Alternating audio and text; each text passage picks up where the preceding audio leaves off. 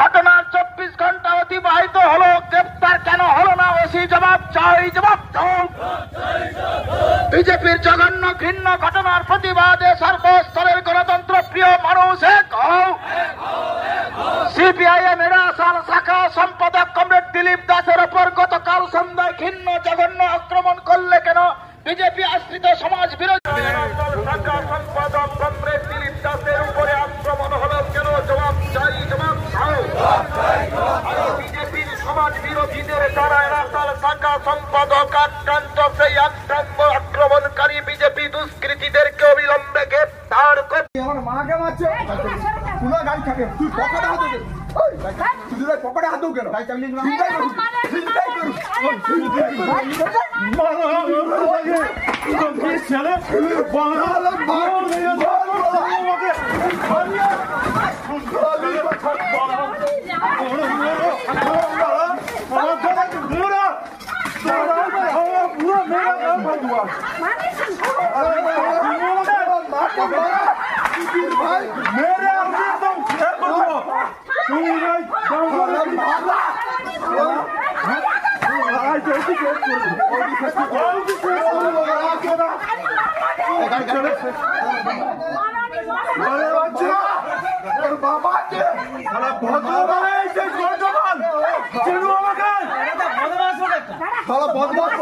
Video কর, police ডাক, সকাল চোদা ঘরে যাচ্ছে, কাজ বন্ধ করতে আসছো।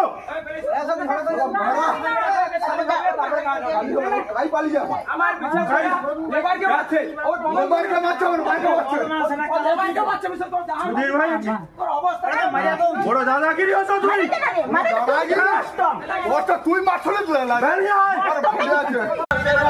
আক্রমণকারী বিজেপি দুষ্কৃতীদেরকে অবিলম্বে গ্রেপ্তার করতে হবে। এই চণ্ডীপুর ব্লকের কমরেড দিলীপ দাসের